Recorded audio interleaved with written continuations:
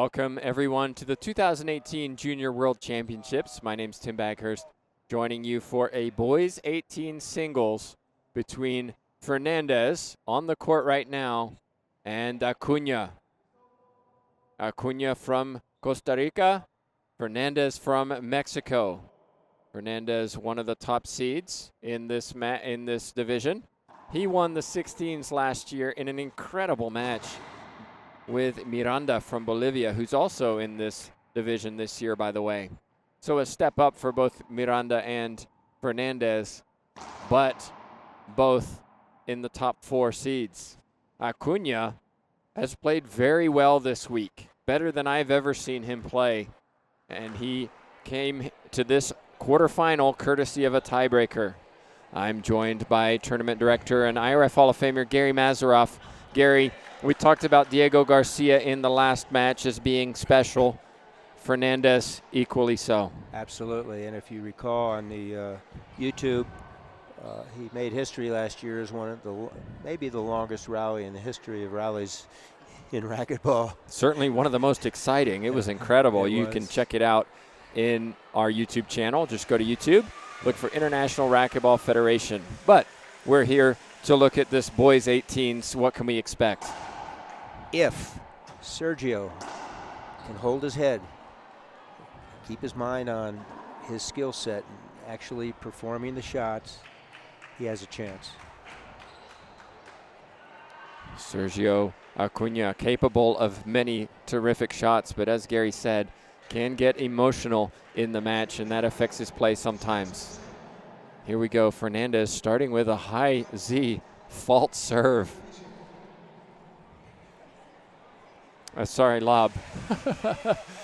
Just correct me, Gary.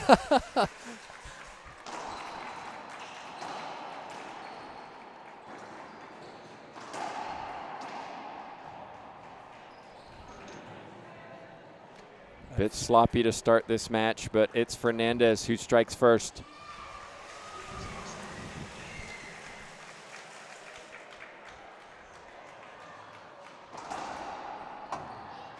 Do encourage you to share this match if you're watching. Tim, Sergio made a great return to serve. Fernandez kept it in play. He could have come up in the service zone and cut the ball off. Instead, he let the ball go to the back wall, and he ended up trying to negotiate a wallpaper ball. Point for Fernandez.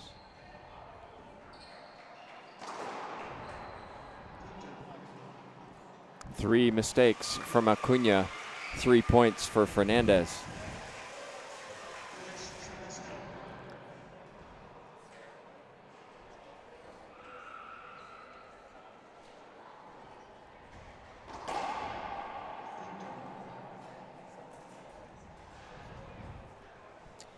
It looks casual, Gary. It's not. Fernandez just executing a shot. He has a casual demeanor. He has all the tools. Oh my gosh. You said casual, but he certainly executes. Very calm on the court. You rarely see him emotional in any way. And the U.S. high school champion. Talk about that in a second. But Acuna gets the side out. He's down 0-5. One at a time.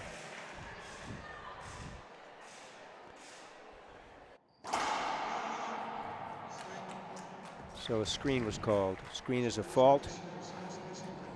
As we mentioned in an earlier broadcast, if he were to hit another screen, it would be a side out.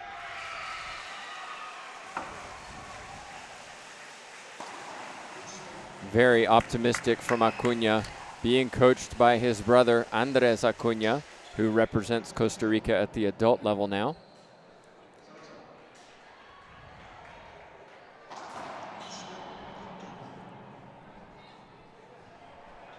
Right now, Acuna just giving the game to Fernandez.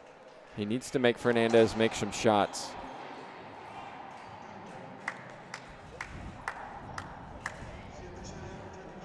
Timeout taken by Acuna. Gary, I mentioned that Fernandez, the high school national champion in the USA, but he's playing for Mexico. Explain how that happens. Well, I think his folks have 2 residences, and/or he goes to school in the States. Let it be known that about 10 years ago, he represented the USA on their team as an 8-year-old and a 10-year-old and was quite successful. He certainly wasn't the player we see today. He was very short and a little bit wider. But he's taller and leaner now, and golly, what a great skill set he has. Born in the United States, living in Tijuana, I believe, and so which is basically attached to San Diego. And we've seen him for a few years running through the juniors divisions along with Diego Garcia. They actually played doubles together at the U.S. Open in the pro division just a month ago.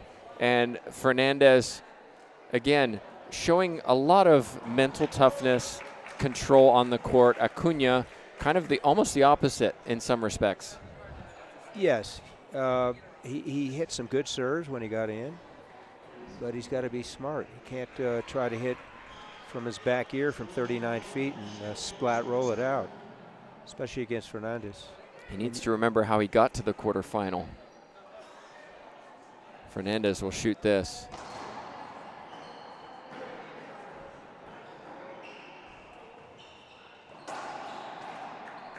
Oh my goodness, Fernandez, what a get, Gary. No call by Gomez. All shots were legal, much to the chagrin of Sergio. 8-0. Nick Lobb.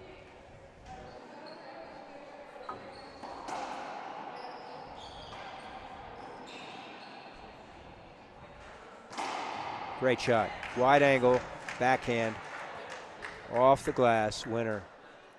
One of the things I love about Fernandez when he dives is he does something with it. It's not just I'm going to get the ball back to the front wall. He dove and attacked the ball. Very difficult to do.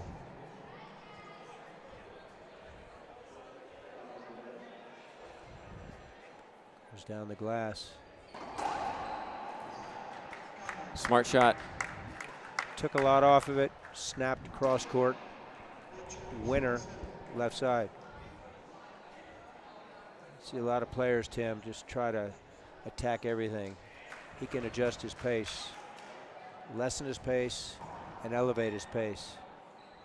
And there's the splat winner. It's just unbelievable. That you can't do it any better. He just flat rolled it. Coach Renteria says, yeah, I can do that too, with a big smile on his face as he looks over to at us. He taught Fernandez everything he knows. That's better from Acuna. Backhand cross court winner, side out. 0-9.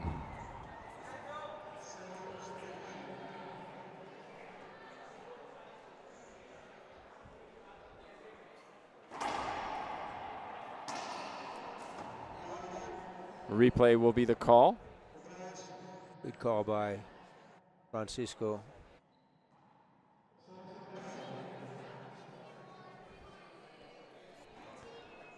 Fernandez practices with Alvaro Beltran in Tijuana, and you can see some of that in his game. Beltran, the doubles champion with De La Rosa this year in Costa Rica. Set up. Oh my, that was flat. So Sergio needs to find a serve that works. Fernandez is going to return him, but on the third shot, he's got to put it away. Here it is. There. So the ball skipped in. Acuna looks to the sky, doesn't like the call. Doesn't like the call, which was correct.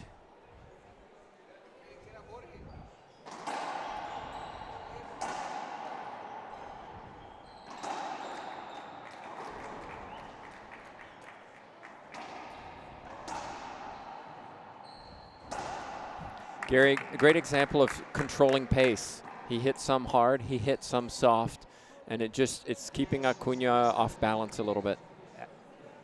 More than a little bit, Tim.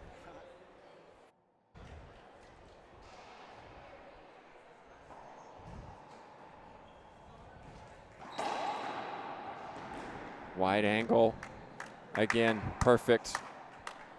Fernandez in complete control. It's 11-0. Controlling his emotions really is not an influence in this match. Of course, that was not what his coach Andres had in mind. 12-0.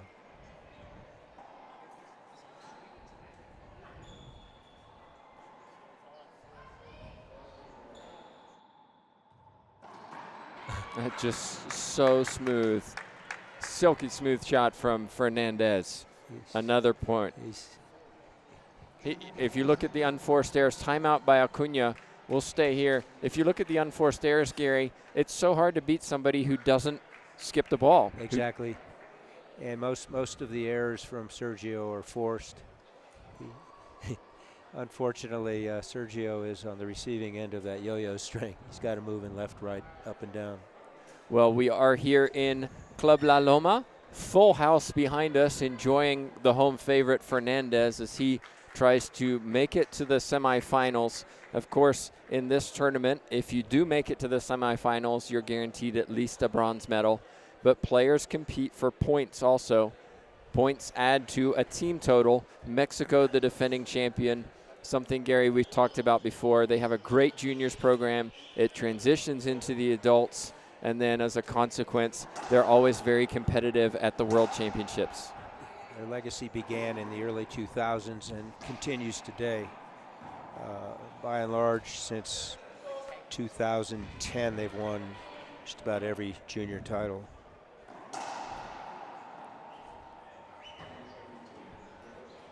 So Acuna, see if he can get some confidence before the second game. It's a tough serve. Snap of the wrist from Fernandez. There's the skip.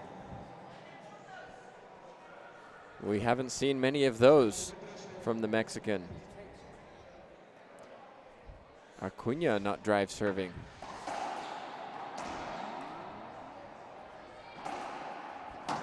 So difficult to hit those shots. Should be avoidable hinder. Nope, didn't call it. Replay called. Dead ball hinder, replay, first serve. Our official Gomez from Colombia represents his country. Appreciate all the referees, many of them professional or international players themselves.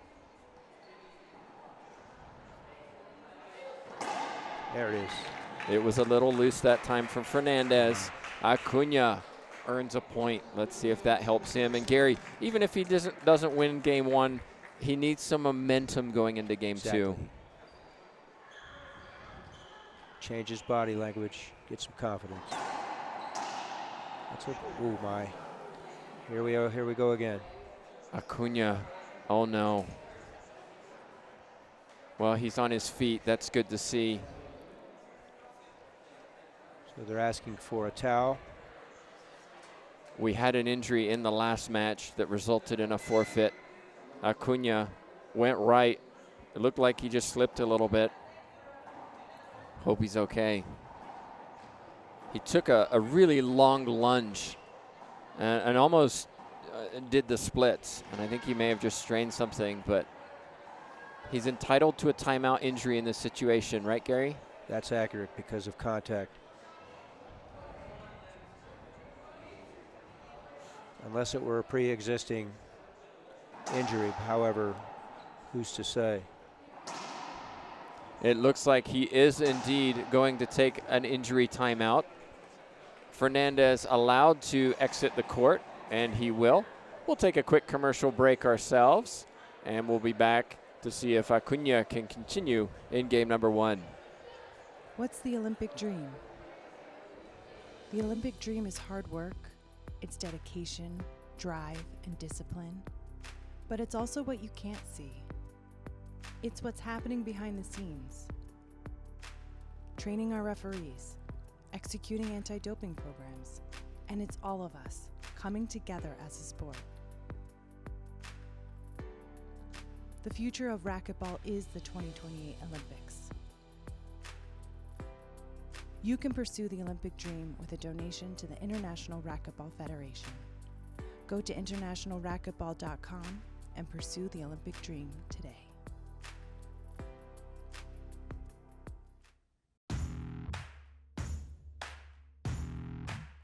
The gearbox leather sticks to my hand like it is my skin. The best feeling in the world. You pull that thing out of the package and you can kind of just feel it still molded into the way they packaged it. It's honestly is one of the best feelings ever. You put the new glove and you're like, I got this. It's so light and so comfortable that I feel like I'm playing with my bare hand. The grip is a lot better, so I love having new gloves.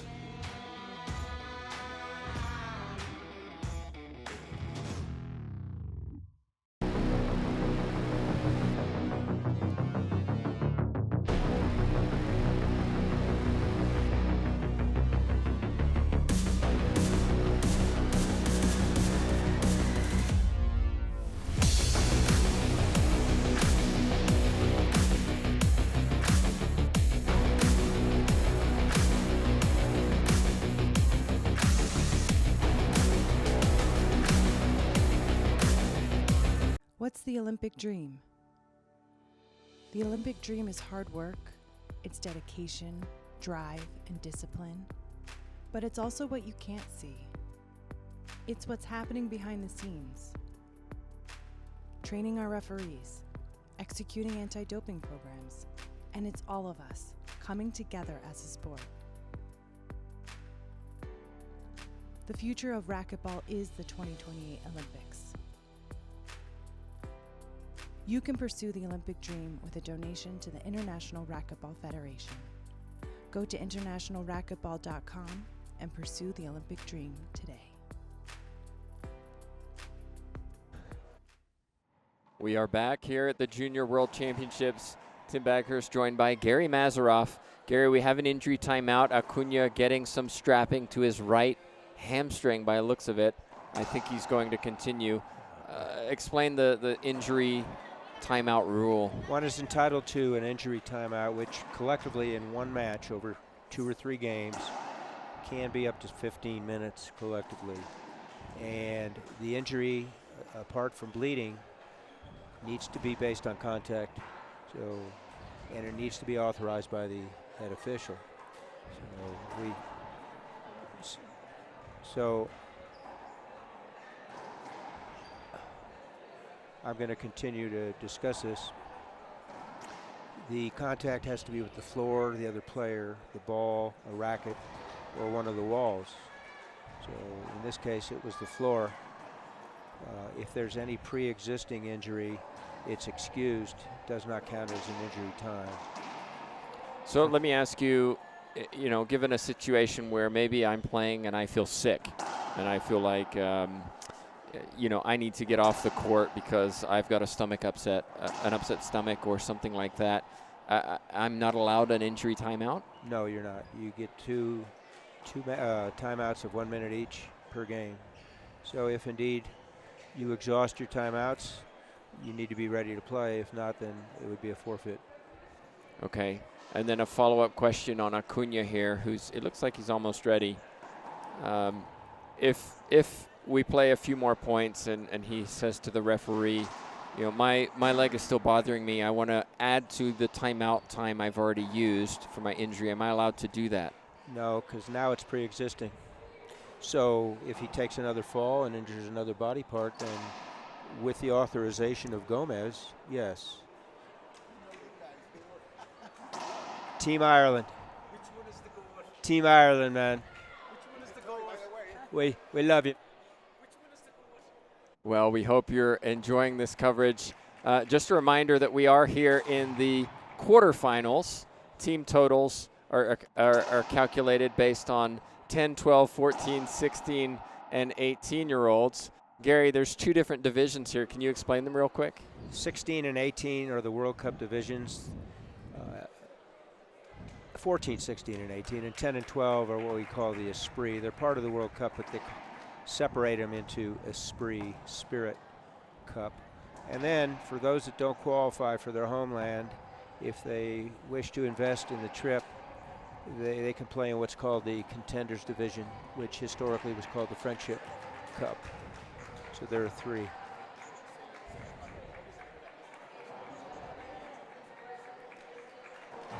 There is a full house today in Centro Deportivo Club La Loma.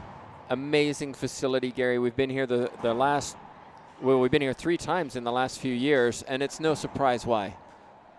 Oh, incredible. I mean, location-wise, it's an hour out of the capital, Mexico City. From the States, and even from parts in South America, they fly into either Houston or Dallas, and then it's an hour-and-a-half flight here. It's what a great facility. The main host hotel is the Real Inn, which is on the complex of this multi-sport, multi-discipline sporting park.